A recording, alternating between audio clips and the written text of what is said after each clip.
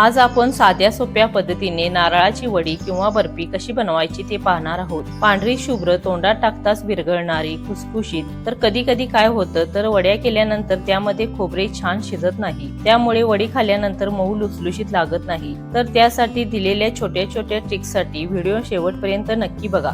चला तर वेळ न घालवता रेसिपीला सुरुवात करूया। नारळ आता आपण असा फोडून घ्यायचा, असं उलाटण्याने आपण याचे खोबरं काढायचं। उलाटण्याने किंवा चमच्याच्या सहाय्याने असं आपण खोबरं काढून घ्यायचं। सर्व अशा पद्धतीने खोबऱ्याची आपण तलपार काढून घ्यायची।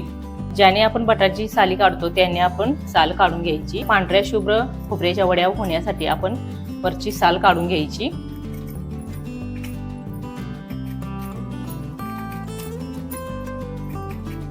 सर्व अशा खोबऱ्याच्या साली काढून घेतल्या आहेत। आता आपण बारीक खोबरं असं चिरून घेऊयात।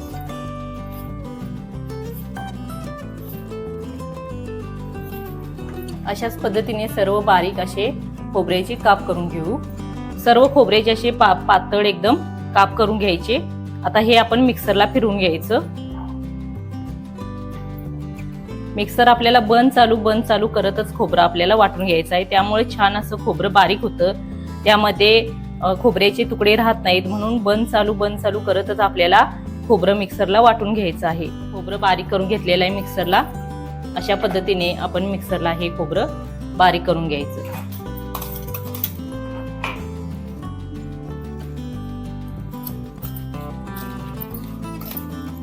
सर्व खोबरं मिक्सरला वाटून घेतलं तर छान असं ज्या पद्धतीने आपण खोबरं खाऊन घेतो त्या पद्धतीने असं हे खोबरं बारीक झालेलं आहे। याच्या अतिशय खुसखुशीत अशा वड्या होतात। एकही यामध्ये खोबऱ्याचा नार राहिलेला नाही। सर्व खोबरं आपण वाटीने असं मापून घ्यायचं आहे, त्यामुळे आपल्याला ह्यामध्ये किती साखर घालायची हे समजतं। तर आता वाटीच्या साहाय्याने आपण खोबरं असं मापून घ्यायचं आहे। असं दाबून आपण खोबरं घ्यायचं। असं 2 वाटी असं आपलं खोबरं झालेलं आहे। 2 वाटी खोबऱ्याचा किस घेतला तर 1 गच्च भरून अशी साखर घेतलेली आहे। आपल्याला जर गोड वड्या आवडत असतील तर थोडीशी जास्त आपण साखर घ्यायची आहे। तर या ठिकाणी मी 1/4 वाटी साखर घेतली आहे। 2 वाटी खोबऱ्याचा किस झाला, 1/4 वाटी बी साखर घेतली आहे। गॅसवर पॅन ठेवलेला आहे, त्यामध्ये खोबरं घालून आपल्याला मंद आचेवरची थोडा वेळ खोबरं परतून घ्यायचं। थोडा वेळ असं परतून घेतल्यामुळे यामधला सर्व असा सरपणा निघून जातो। खोबरं आता थोडा वेळ परतल्यानंतर यामध्ये घालायचं 1 चमचा तूप।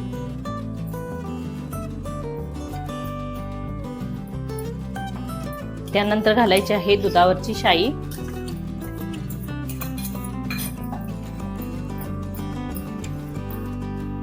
त्यानंतर घालायची यामध्ये साखर। साखर घातल्यानंतर आपण गॅस मध्यम करायचा। साखर घातल्यानंतर 5 मिनिटानंतर बघा पूर्ण असं साखरेला पाणी सुटलेलं आहे।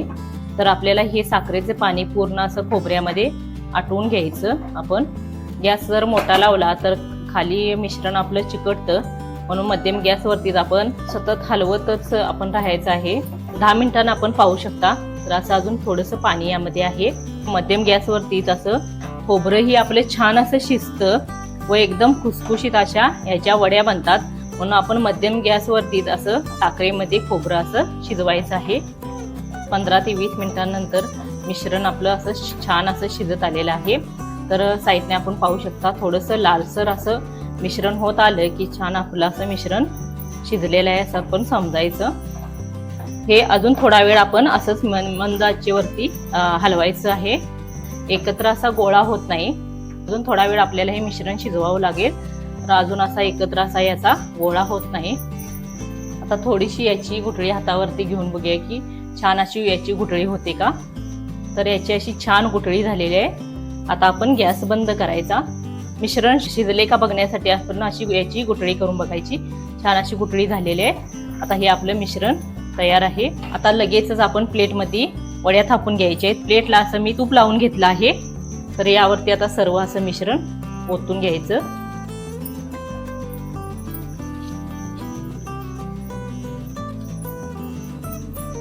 मिश्रण ओतल्यानंतर लगेच आपण गरम गरम असं वाटीला तूप लावायचं व असं आपण वड्या थापून घ्यायच्या।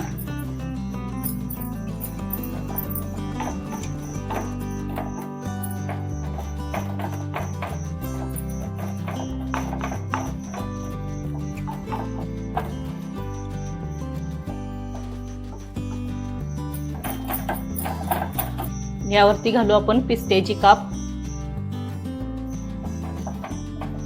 गरम गरम आहे तोपर्यंतच आपण याच्या वड्या अशा कट करून घ्यायच्या.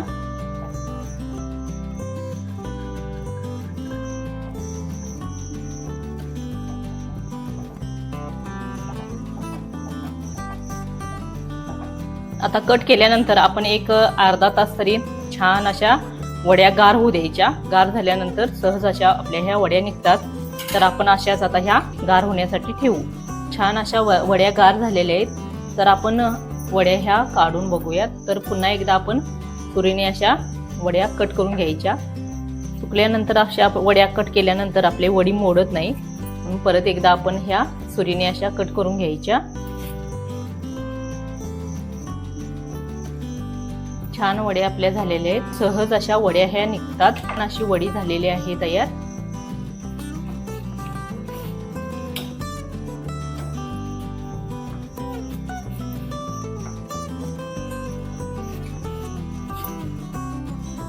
तर छान अशा आपल्या ह्या खुसखुशीत एकदम अशा वड्या तयार आहेत.